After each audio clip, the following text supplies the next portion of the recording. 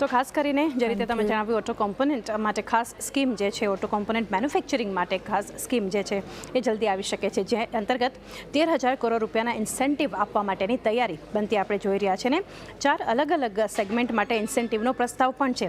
કયા કયા સેગમેન્ટ્સ છે? એક તો કેપિટલ એક્સપેન્ડિચર સાથે ક્લસ્ટર ડેવલપમેન્ટ, સ્કિલ ડેવલપમેન્ટ અને R&D માટે થઈ અને આ ઇન્સેન્ટિવ જે છે એ ખાસ કરીને આપણને આવતું દેખાઈ શકે છે.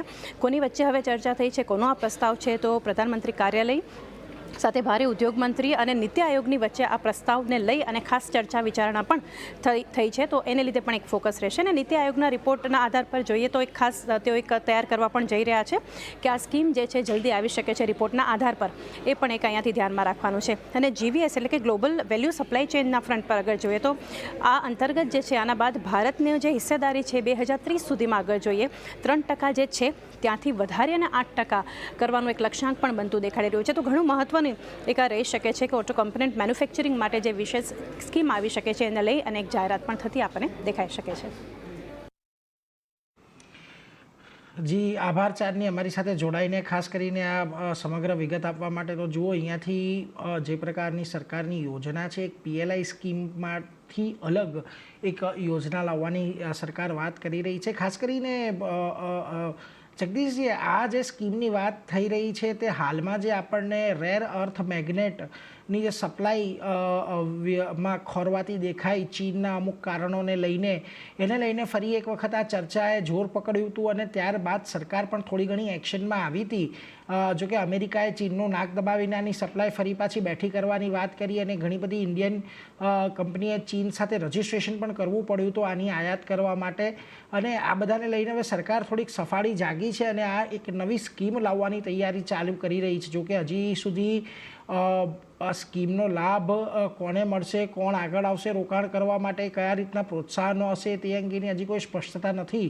પરંતુ ઓવરઓલ કેટલી ઇમ્પોર્ટન્ટ રહેશે આ સ્કીમ ભારતીય બિઝનેસ માટે, ખાસ કરીને કારણ કે આ એવા કમ્પોનન્ટ્સ છે કે જે માત્ર ઓટો ઇન્ડસ્ટ્રી માટે નહીં પરંતુ બીજી અન્ય મહત્ત્વની ઇન્ડસ્ટ્રી માટે પણ ઘણા મહત્ત્વના છે. નીરજભાઈ, તમે જુઓ તો ઇન્ડિયન ગવર્મેન્ટે એક production link incentive scheme already automobile અને ઓટો કમ્પોનન્ટ્સ માટે આપી હતી.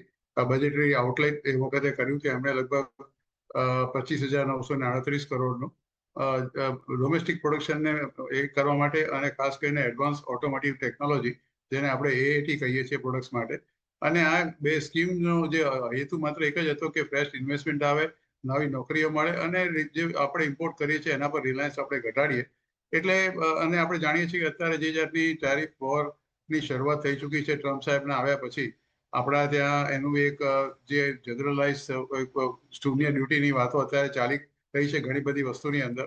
હવે ક્યાં સુધી આ ટેરિફમાં આપણે આગળ આવીએ છીએ ને એવું કહેવાય છે કે by end of this month, એટલે કે બહુ ટૂંક સમયમાં 4 કે 5 દિવસમાં the first phase of this particular tariff America સાથે જે આપણે નેગોશિએટ કરી રહ્યા છીએ એનું કદાચ ઝીરો ડ્યુટીનું જે આપણે કર્યું છે UK સાથે એવું પણ થઈ શકે છે, અથવા તો બીજા કોઈ ક્ષેત્રની અંદર કદાચ આપણે એમાં કરીએ. પણ એક વસ્તુ ચોક્કસ છે કે ઓટોમોબાઈલ ક્ષેત્રને સૌથી મોટું અત્યારે કોમ્પિટિશનની તકલીફ પડવાની અત્યારે આગાહી છે.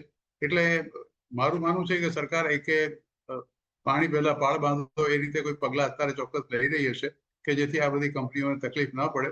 કારણ કે 9મી જુલાઈએ એમને જે ડેડલાઇન 90 દિવસની આપી હતી ટ્રમ્પ સાહેબે, એ પૂરી થાય છે અને એ પછી હવે આગળ શું થાય છે એ જોવાનું રહેશે. અત્યાર સુધી માત્ર 1 કે 2 દેશને બાદ કરતા કોઈ હજી આગળ નથી આવ્યું કે એમની સાથે એમણે કોઈ આ જાતની ડીલ સહી કરી હોય.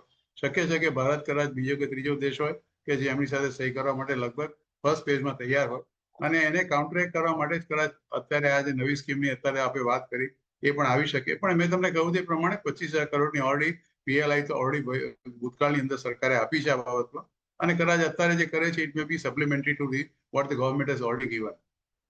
તો આ વ્યૂ અહીંયા બનતો દેખાયો છે, જે રીતે ઓટો કમ્પોનન્ટ માટે ખાસ સ્કીમ આવતી દેખાઈ રહી છે એના પર તો ફોકસ રહેશે. પણ ઓવરઓલ ફોકસ હવે 9 જુલાઈ બાદ કઈ રીતે ટેરિફને લઈને નિવેદન આવે છે ટ્રમ્પ તરફથી કે કઈ રીતે એક્શન આવે છે તેના પર એક નજર રાખવાની રહેશે.